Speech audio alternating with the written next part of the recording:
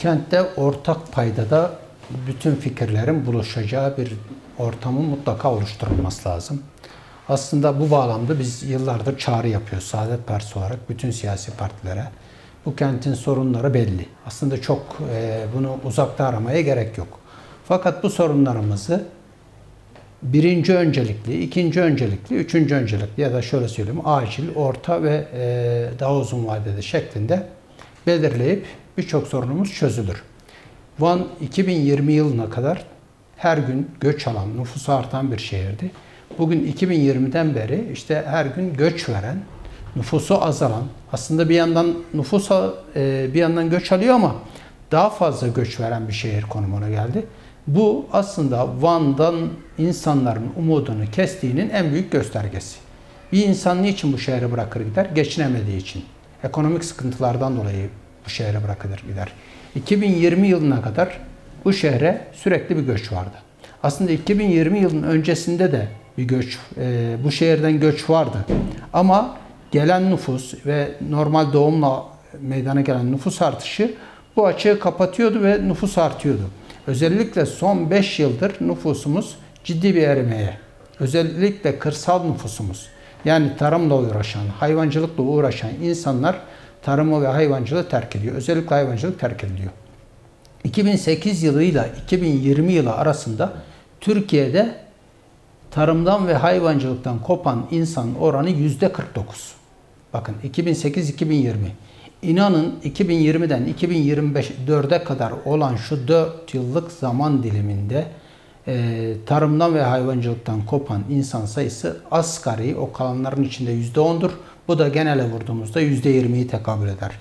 Bugün Van şöyle ilçe ilçe ele alırsak işte ilk göçün olduğu yıllar işte 90'larda ne oldu? Başta Gürpınar olmak üzere bazı ilçelerimizin özellikle köyleri ve kırsal nüfusu Van'a göç etti.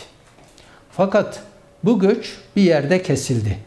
2000'lerden sonra insanlar yine normal köylerinde yaşamlarına devam ederken bir anda baktık ki son 7-8 yıldır özellikle 2015'ten bu yana hatta 9 yıldır köylerden ciddi bir göç söz konusu. Bunda tabii birçok faktör etken. Taşımalı eğitim, bunun yanında insanların geçinememesi, insanın işte ahırdan çıkan insanın tekrar ahıra girmemesi. Bugün Türkiye'nin en çok koyunu olan iliyiz diyoruz ama bugün koyunumuz 2,5 milyon. Bundan 20 yıl önce, 30 yıl önce sadece Gürpınar'da 2,5 milyon koyunumuz vardı. İşte bugün 150 bin, 160 bin büyükbaş hayvanımız var. Emin olun 40 yıl önce bizim hayvan sayımız, büyükbaş hayvan sayımız bundan daha fazlaydı. Van'dan işte 6 tane ülkeye, farklı ülkeye ihracat yapılıyordu. Koyun ihracatı yapılıyordu. Bugün Van geldiğimiz noktada dışarıdan et ve süt ürünlerini ithal eder hale geldi. Yani dışa bağımlı olduk. Bugün etimiz işte Malatya'dan farklı illerden geliyor. Yani kendi kendine bile yetemez duruma geldik. Ve her geçen gün kırsal nüfusu eriyen, merkezde de ciddi anlamda nüfusumuz her ne kadar kendini koruyor gibi gözükse de çok yakın zamanda bir erimeyle karşı karşıya kalacak olan bir şehiriz. Aslında Van mevcut coğrafi konumu itibariyle, iklim yapısı itibariyle yaklaşık 3-5 milyon nüfusu rahatlıkla barındırabilecek, iş imkanı sağlayabilecek, geçimini sağlayabileceği bir şehir olmasına rağmen yanlış politikalar, işte ülkenin yönetimindeki yanlışlar, yereldeki yanlışlar geldiğimiz noktada insanların umudunu kestiği bir şehir haline dönüştü. Eğer Van gibi bir ilde işte yanı başında Türkiye'nin en büyük, en uzun İran sınırına sahip olan, aynı şekilde Irak sınırına çok yakın olan bir ilde bir sınır ticareti yoksa, sınır niye vardır ya? Sınır komşunla alışveriş yaparsın. Biz bugün İran'la bir ticaretimiz neredeyse dibin dibine vurdu. Niye? Ya sınır kapısından işte diyorlar ki belli miktarda işte 50 tane, 50 kusur tane ürüne izin veriliyor. Bu 50 kusur ürüne de işte diyor bir parça, 2 parça, 3 parça. Bir kere bir serbest alan yok. Yani sen bu sınırları tutmak zorundasın. Bu sınırlarda insanların yaşamını sağlamak zorundasın. Yıllarca işte sınır köylerinde yaşayan insanlarımızın bugün sınır köylerinden terk ettiğini görüyorsun. Aslında sınırın güvenliğini orada yaşayan halk sağlar. Askerle şundan bundan sınır korunmaz. Vatandaş yaşarsa o yer korunur. En önemli mesele insanların orada yaşaması, geçinmesidir.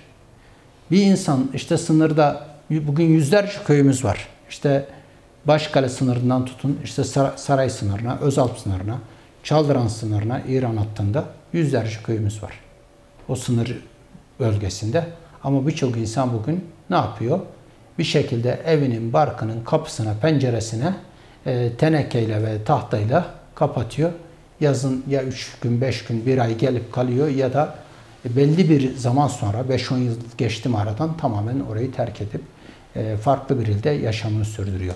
Bugün Vanlıları aradığınız zaman ya Antalya'da bulursunuz, ya Kocaeli'de bulursunuz, ya Tekirdağ'da bulursunuz, ya İstanbul'da bulursunuz, ya da Bursa'da, İzmir'de, işte Ankara'da, belli başlı illerde çok yoğun bir şekilde Vanlı nüfusuyla karşı karşıyayız.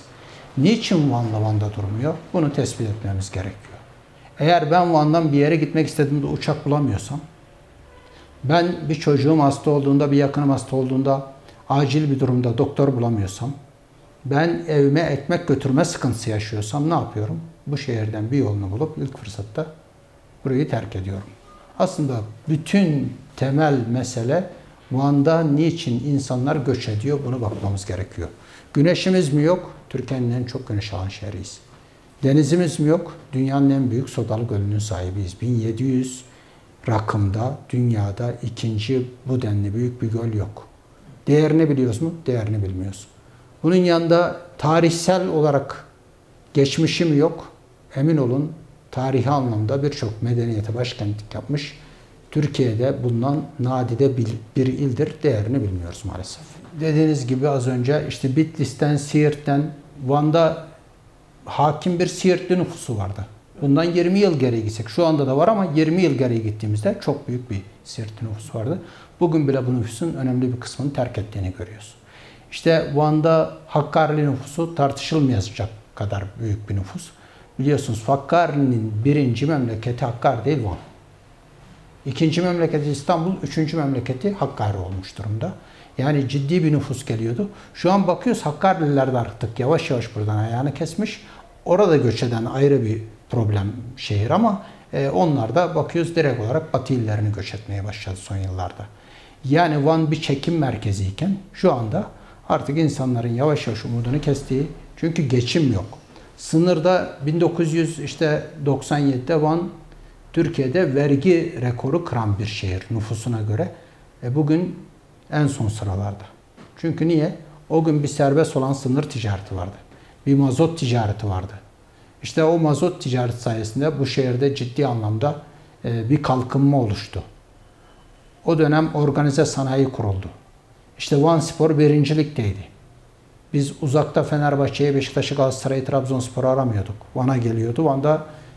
Vanlı bunları görüyordu. Van Spor'u izliyorduk. Yani her şey aslında birbiriyle bağlantılı. Yani bugün nasıl bir bina yapıyorsak demiri, çimentosu, tuğlası vesaire birbiriyle bağlantılıysa bugün Van'daki toplumun yaşamının, geçimindeki her şey de birbirinden bağlantılı. Bir yerde başlayan aksama diğer yerlerde sebep oluyor ve geldiğimiz noktada ciddi bir sıkıntı şehirde söz konusu.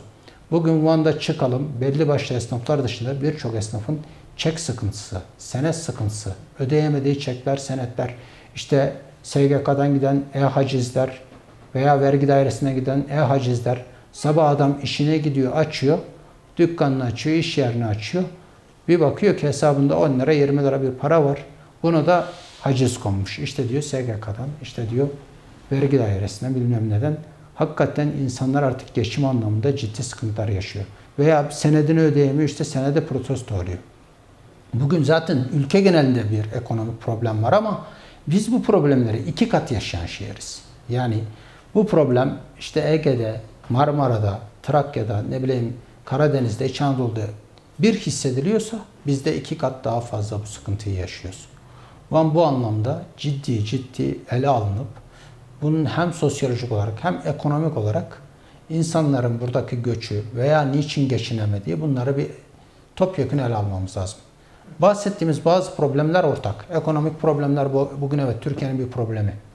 İşte insanların tarımı, hayvancılığı terk etmesi ülkemizin bir problemi.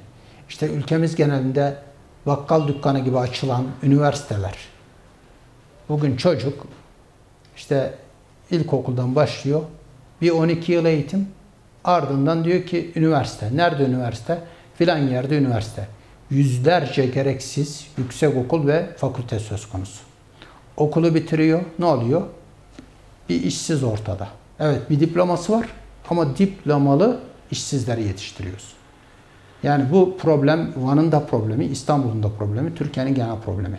Bu genel problemler sayesinde geldiğimiz noktada tarımda çalışacak gencimiz yok. İneğe sağacak kızımız, kadınımız yok.